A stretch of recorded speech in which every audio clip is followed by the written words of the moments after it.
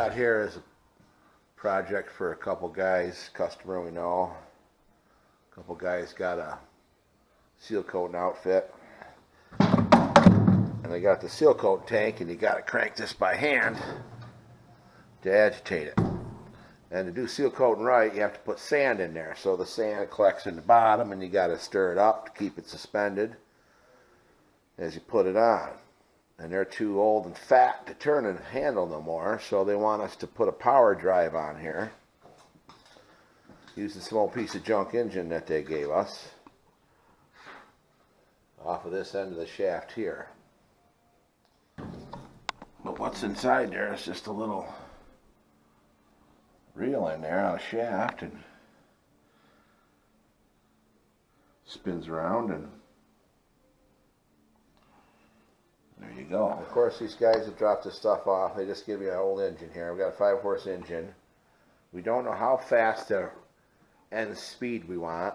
So, you know, of course, they don't know what they want, so you got to do all the research on it for them.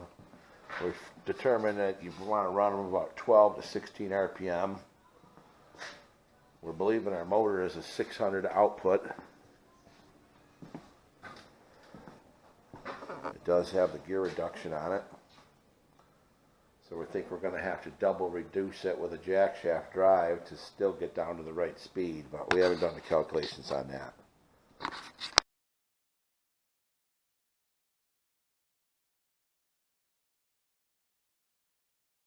We're going to try to use this as a 61 reduction. We're going to try to use this to power agitation on our seal coat tank project. We were going to chain drive it, but then we decided the chain drive was way too much money. It was $90 to ship the stuff in, $273 worth of sprockets and bullshit. So we went and bought this. This is look in the books, they're like $400. We went and bought this one for 50 bucks. Here's our power plant for our seal coat agitator. Going to use a Predator engine, 212 cc, which is basically 6.5 horsepower. Okay, we took apart this perfectly good $40 speed reducer. What we had to do, it was originally set up with this C-face motor adapter, and then this shaft that would take a motor shaft. Of course, what we're going to do is we're going to try to direct couple it to a gas engine, and we need to use a Lovejoy coupler. So we had to turn this down to a size which is 1 inch, and we're going to try to cut a keyway in there and hopefully not compromise the shaft too bad because of the bore that's just got in the center. What we'll probably end up with is just a $40 junk gearbox with a bad shaft. Stay tuned.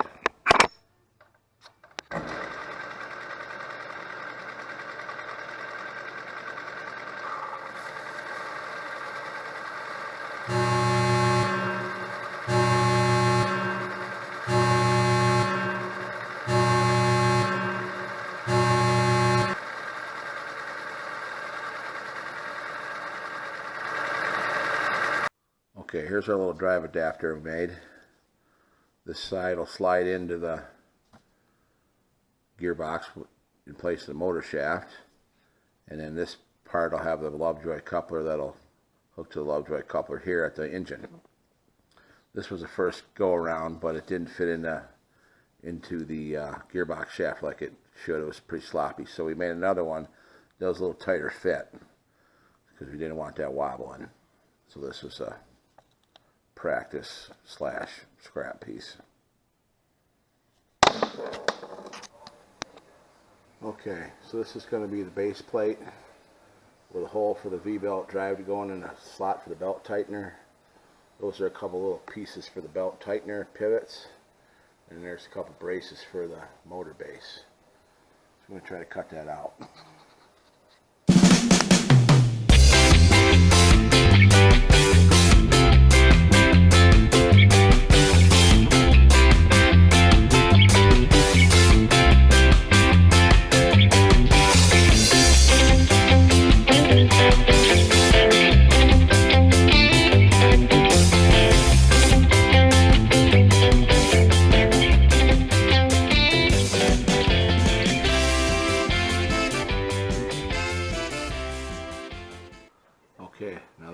spot for what they call tabs.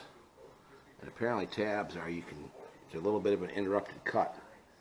And so it holds the piece from tipping out of there and crashing your torch, which is what would have happened.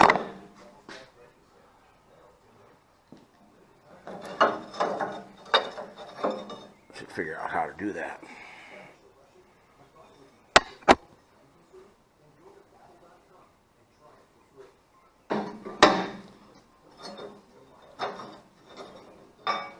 Couple braces. Couple little pivot tabs for a belt tightener. That's going to be a hole for the drive belt to go through, and then we'll have a little pivot deal hooked up there to tighten and tension the belt. Should work, maybe. Okay, this is kind of our drive deal. We're going to have a motor, Lovejoy coupler, driving this Dodge gearbox, and then a final 2-to-1 reduction down to the reel of the seal coat spinner.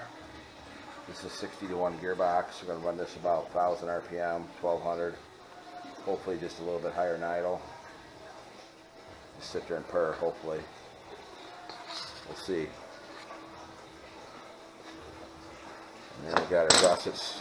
Those gussets will go underneath there.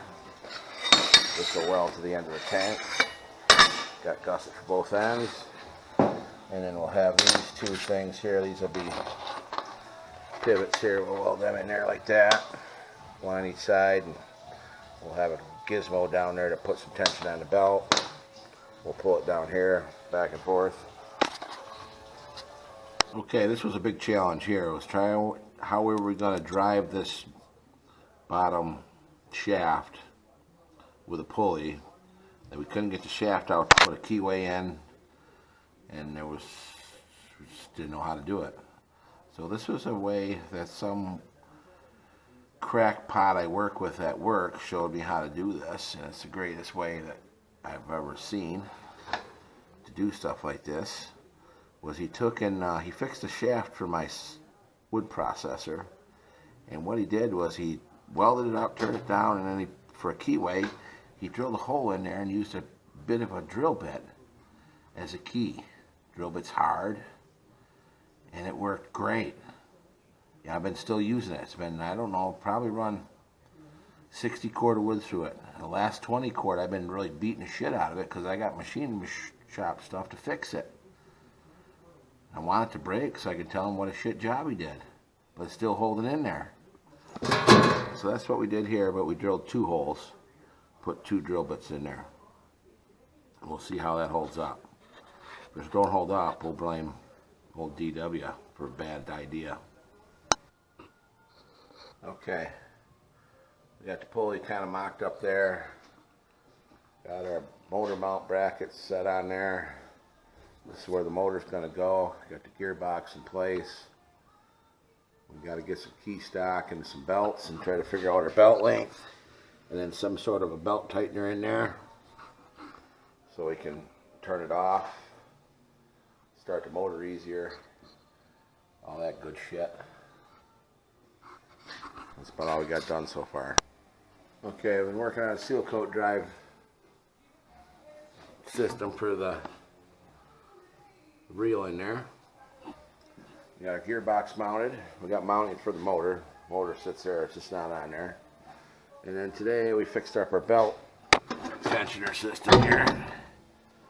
That's gonna let her loose. So she just sits there and spins. And then when we try to drive it, we put her into gear. Tightens the belt.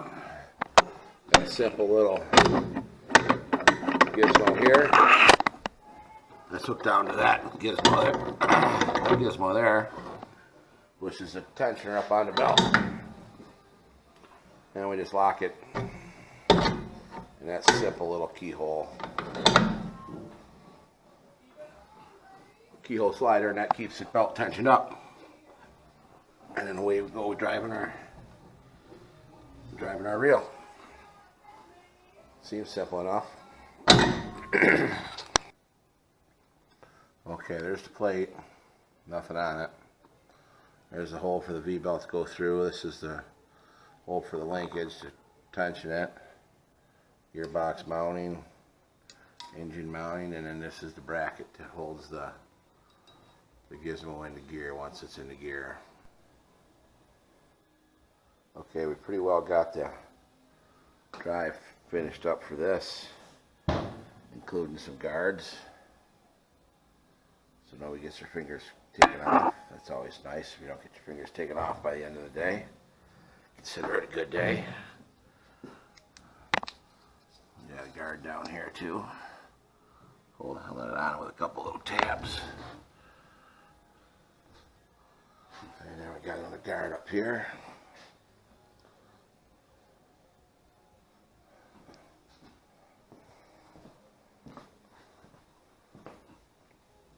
Basically held on with them two bolts there. We still got to put everything back together. The gearbox needs the seals put in it. And there's the bottom guard.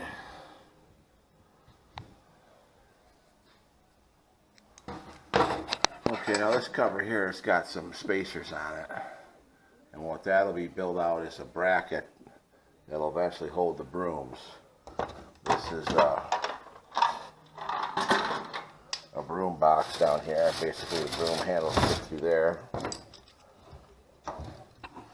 And that's filled with water. That keeps the brooms from drying out when you go between jobs. So by using these two, we'll be able to have a removable bracket that'll somehow hook in here, and then you can secure everything later on down the road.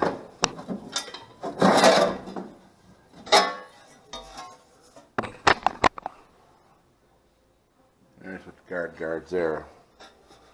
There's this little piece of tin work we bent up. A couple mountain holes. Spot welded that piece in there. That's your upper cover. Okay. Got all our stuff painted up. One step closer to having this project pass. We gotta get some oil for the gearbox, some oil for the engine. We'll be ready to roll. Okay, we got everything ready to roll. Even got it running. Out of gear.